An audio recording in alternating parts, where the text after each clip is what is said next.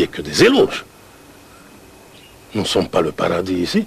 La Belgique n'est pas un paradis. La France n'est pas un paradis. Les États-Unis encore moins. On ne peut pas éviter des critiques. Un proverbe arabe à ce sujet le souligne très bien. Plus un arbre monte, plus il attrape le vent. Voilà vous exprimez une volonté de changement dans la gestion du pays, mais manifestement, les choses sont bloquées, les choses n'avancent pas, les choses n'évoluent pas, les choses ne se sont pas modifiées. Chez vous, ça évolue toujours très bien, toujours ça va bien, madame la... Voici là une question. Répondez-moi. Mais personne chez nous n'a exercé le pouvoir pendant 26 ans d'une manière aussi absolue que vous. Mais, nous sommes le Zaïre, vous êtes la Belgique. Eh bien, le drame dans nos relations, c'est quoi? Vous vous occupez un peu trop de nous. Oui, mais vous avez entretenu les meilleures relations avec les dirigeants de France, de Belgique et des États-Unis. Et ça vous a bien arrangé pendant très longtemps. Alors quand vous dites nous ne sommes pas la colonie des États-Unis, de la France, de la Belgique, nous sommes évidemment d'accord là-dessus. Mais ce que beaucoup de gens vous ont reproché ici au Zaïre, c'est justement d'avoir mis votre pays un peu au service de ces puissances étrangères-là pendant très longtemps, notamment économiquement. Je crois que c'est le contraire qui est vrai. Je n'ai pas mis mon pays au service de l'économie étrangère, des puissances. Ne me dites surtout pas ça. Ne le dites surtout pas à un nationaliste comme moi. Je retiens que M. Bemba, qui est le patron des patrons zaïrois, a dit, pas plus tard que hier d'ailleurs à la télévision zaïroise, que la zaïrianisation avait été une catastrophe économique pour le Zaïre. Eh bien, je laisse à Bemba la responsabilité. Oui, ce n'est pas n'importe qui. Laissez-moi continuer. Je lui laisse à lui la responsabilité de ce qu'il a dit, s'il vraiment il l'a dit. Mais vous posez des questions, il vous faut des réponses. Entendons-nous bien. La zaïrianisation, qu'est-ce à dire? Lorsque j'ai dit zaïrianisons, c'était quoi? Je concevais mal qu'un étranger, belge, français, hongrois, vienne s'installer ici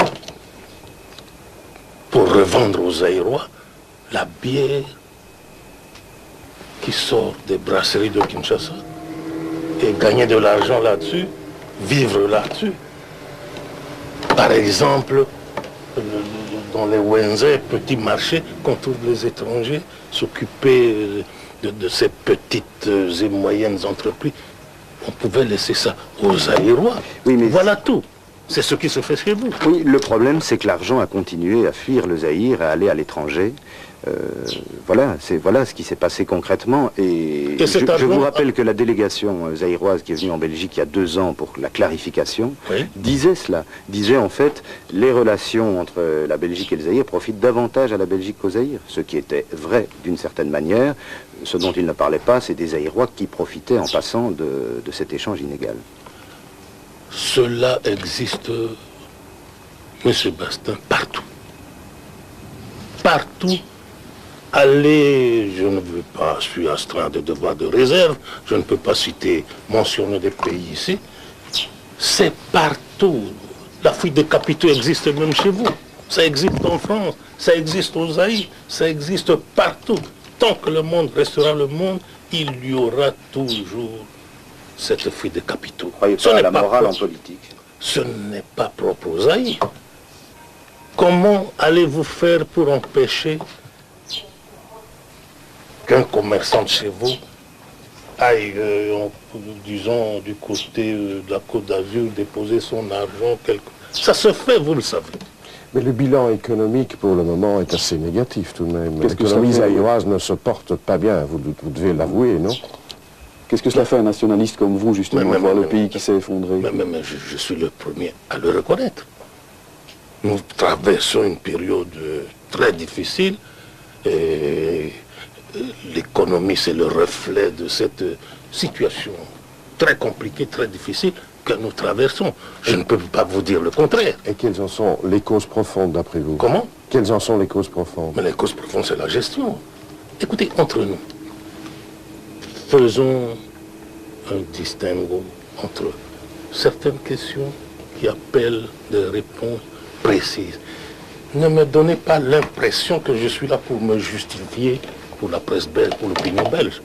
Je crois que... Non, mais vous avez rarement poussé l'autocritique aussi loin. Alors, tant qu'à faire, il y a des gens qui vous désignent évidemment, et ça paraît assez logique après 26 ans de pouvoir, comme le principal responsable. Vous étiez le chef pendant très longtemps. Eh bien, le chef pendant 26 ans n'était pas le ministre des Finances, n'était pas le gouverneur de la Banque du Zaïre, n'était pas le responsable de l'économie. Il avait des collaborateurs. Mais je ne vous dis pas ici que c'est pas moi, c'est eux. Un chef, c'est toujours une équipe. Maintenant, vous semblez me dire que vous admirez ceux qui aujourd'hui disent c'est pas nous, c'est pas moi, c'est lui. C'est pas une façon de dire, c'était nous. Ça fait longtemps qu'on entend cette critique. Hein. Les 13 en 1980, quand ils vous ont passé une lettre, la fameuse lettre ouverte au président fondateur, avant eux-mêmes de créer l'UDPS, ils disaient tout cela déjà, en 1980. Et puis il y a eu le fameux rapport Blumenthal, l'expert du Fonds monétaire international, qui était très accusateur à votre égard, très précisément. J'arrive. Blumenthal